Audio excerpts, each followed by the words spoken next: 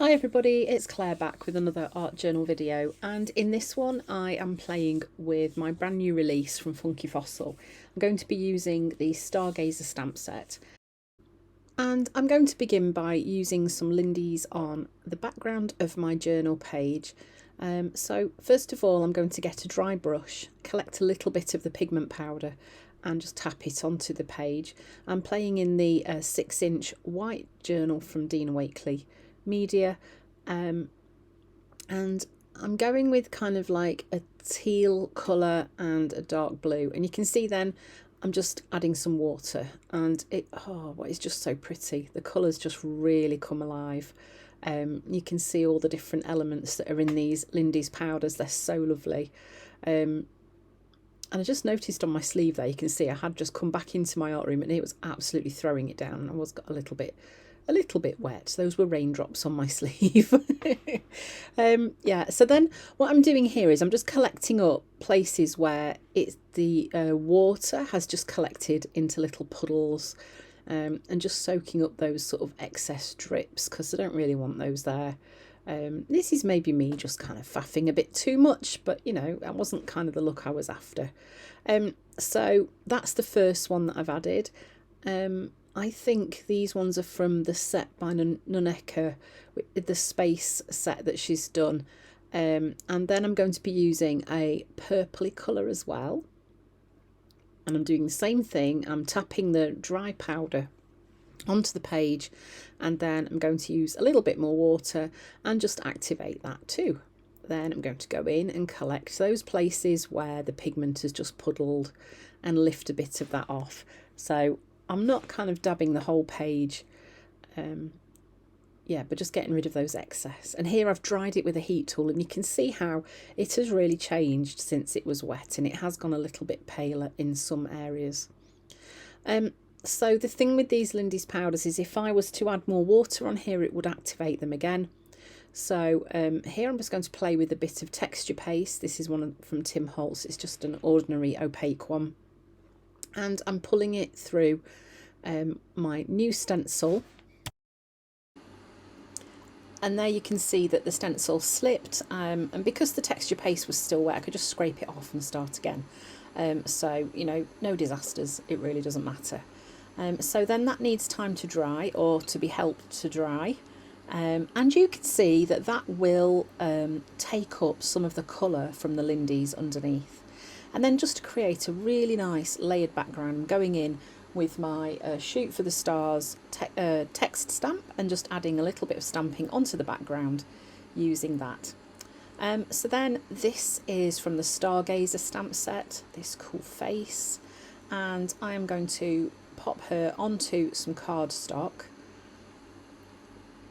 using archival ink again, and just about giving the stamp some CPR.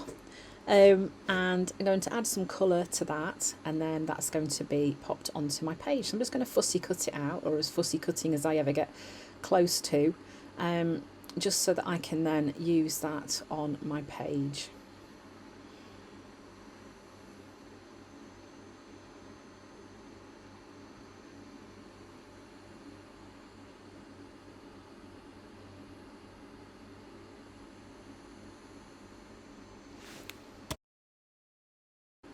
Okay, so now I'm just going to use my favourite thing to get some colour on quickly, and that's the Neo Colour 2s and the Scribble sticks. They are literally just pigments, sticks of colour pigment that is water soluble. So easy to use. Here I'm just using a water brush. It's such a quick way to pick up colour, and you can build the density of the colour as well on your image. So here you can see I'm just collecting a bit more pigment and pulling it back in over the top of what's already there, and they're so easy to blend as well. So this works really nicely, and you can start to add a little bit of shadow to your face if that's what you want to do.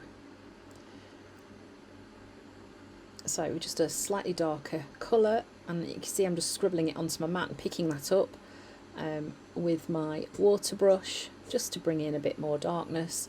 I think one thing that I'm not particularly good at with faces, and I need to practice, is getting the shadows dark enough on the face. I think those faces that I look at that people have done that I really love are the ones where they've gone in really heavy with the shadows, and yet when I do that I get really scared. So that is something that I'm going to start practicing and working on. Yeah, because if you're not careful you end up giving your faces a beard or yeah, a moustache, which is okay, you know.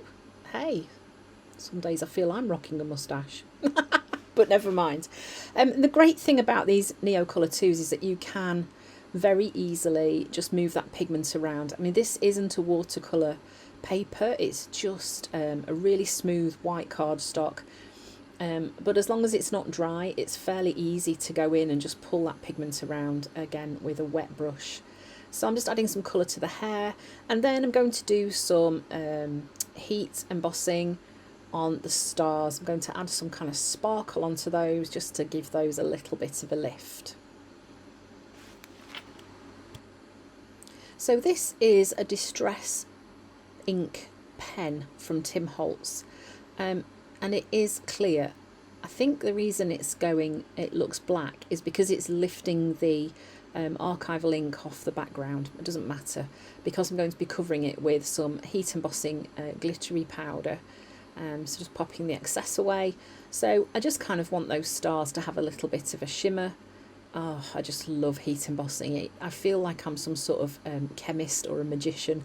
It's just amazing, isn't it? So now those have got a lovely little bit of glitter going on. I'm adding a little bit of blush to those cheeks just to try and bring that face alive a bit more. And then she's going to go onto my page like that.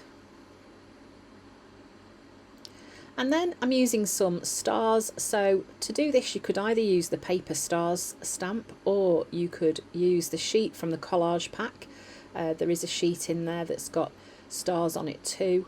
They could be used quite easily to go on there.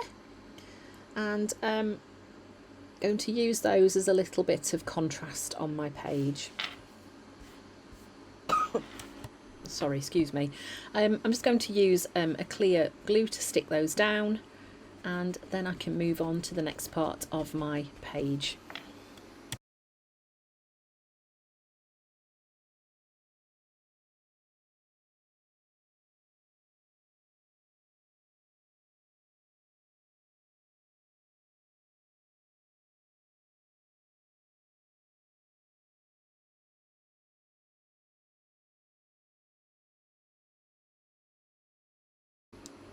So here I've just cut out a word also from the collage pack just to pop on my page too, which kind of reflects what this is about, and I've stuck that down and put a little board around it. That just helps pop those words out from the background. And then I am using my stars mini stamp. Oh no, that's my dotty one, beg your pardon. Just to add a few more marks, and then just going around and adding a border too. That just kind of helps to finish off the page really, kind of contain what's there.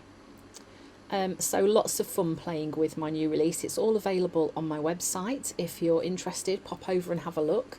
And also my new class is on there too, Alter, Cut, Create. We're going to be making a whole cutout journal. It's very, very exciting.